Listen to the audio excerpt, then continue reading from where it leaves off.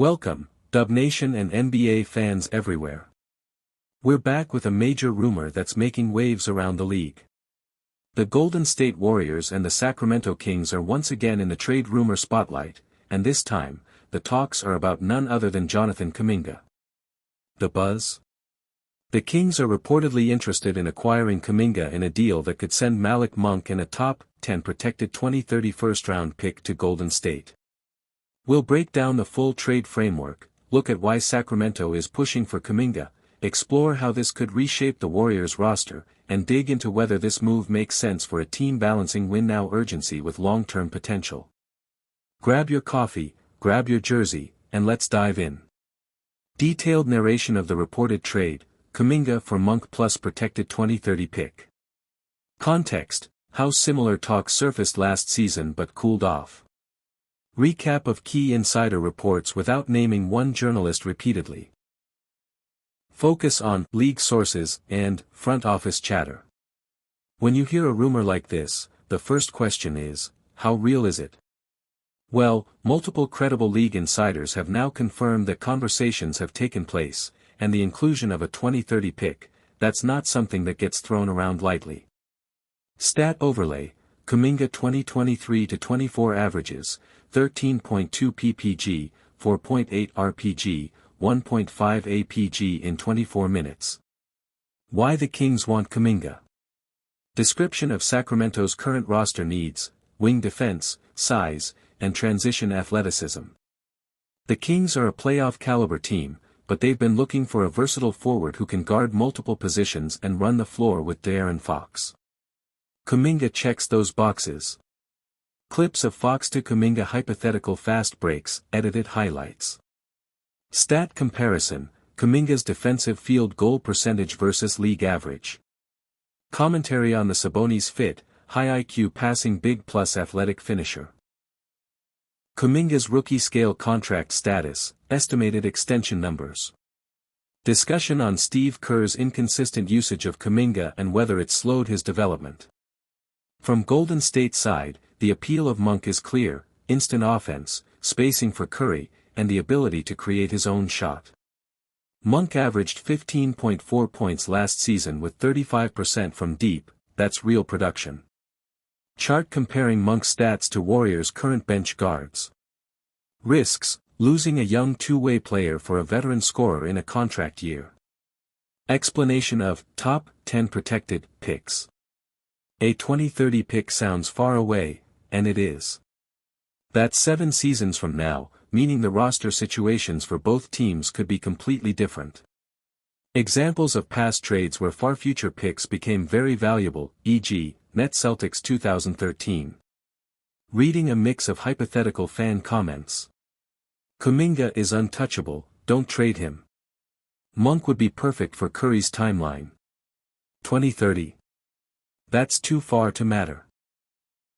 Live poll results overlay: keep Kuminga, 58%, versus make the trade, 42%. Fun meme references, described for audio listeners. Updated depth chart with Monk in the lineup. Matchup talk: against Denver, losing Kuminga's length could hurt on defense, but Monk's shot-making might be the difference in a Game 6 at Chase Center. Play-in and seeding scenarios based on trade versus no trade. Storytelling: big trades the Warriors nearly made in the last decade and what happened instead. Lesson: sometimes patience pays off, sometimes windows close fast. Recap of pros and cons. If the Warriors believe Monk plus that future pick gives them a better shot at a title in the next 2 years, maybe they go for it. If they think Kuminga's ceiling is higher than Monk's current production, they wait. The decision will say a lot about how they see the Curry window. No matter how this shakes out, one thing's for sure: the trade deadline just got a lot more interesting for the Golden State Warriors. Stay tuned for more breakdowns, game analysis, and the latest rumors as they happen. Shake-up in the front office, an off-season that feels a little too quiet, a blockbuster trade rumor involving LeBron James of all people, and some intense contract drama with Jonathan Kuminga. Buckle up, because we're going deep on all of it. Lacob courtside, alongside Joe Lacob. Kicking things off with a leadership change that caught a lot of people by surprise, Kent Lacob, son of team owner Joe Lacob, is officially stepping away from his role in the Warriors basketball operations department. Now, Kent wasn't just the owner's son who got a desk job. He'd been in the organization for a full decade, starting in player development and working his way into a vice president role. He had a big hand in scouting, analytics, and long-term player growth. In his exit statement, Kent said he's ready for a new challenge, but didn't give details on whether that means another NBA team, a completely different industry, or something else entirely. For the Warriors, this could mean a restructuring behind the scenes, and in a league where front office vision often shapes championship windows, this is something to watch closely. Kuminga, Looney, past signings. Next up, let's talk about the offseason so far, or rather, the lack of it. For a franchise that's been to multiple finals and is looking to maximize what's left of Steph Curry's prime years, this summer has been unusually quiet. No blockbuster trades. No splashy free agent signings. Instead, it's been mostly small roster maintenance moves. There's still chatter that the Warriors could bring in veterans like Al Horford or DeAnthony Melton, both players who could add depth and playoff experience, but nothing has been finalized. The big question is whether this silence means the front office is working on a big, surprise move behind the curtain, or if they're simply waiting for the market to settle.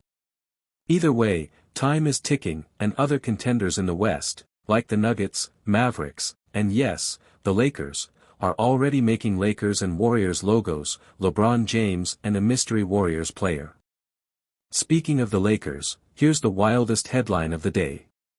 Reports, and let's be clear, these are still rumors, suggest that Los Angeles could be eyeing a $121 million Warriors star as part of a massive trade. And here's the kicker, LeBron James' name has been floated as a potential piece in that deal.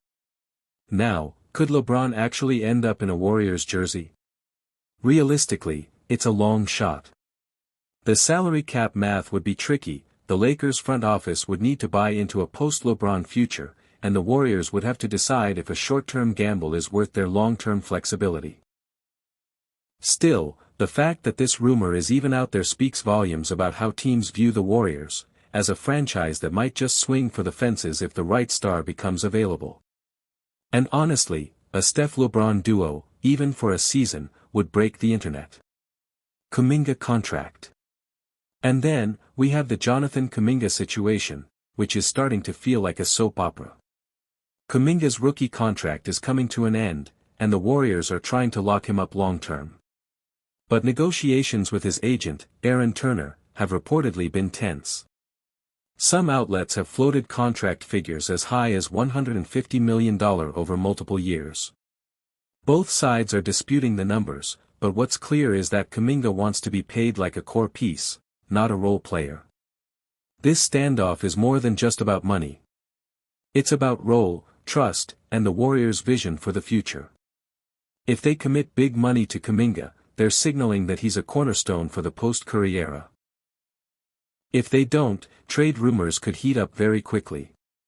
It all means. So, here's the big picture, the Warriors are at a crossroads. You've got a front office change that could alter their decision-making structure. An off-season that feels like it's in neutral. A wild but intriguing trade rumor that could shake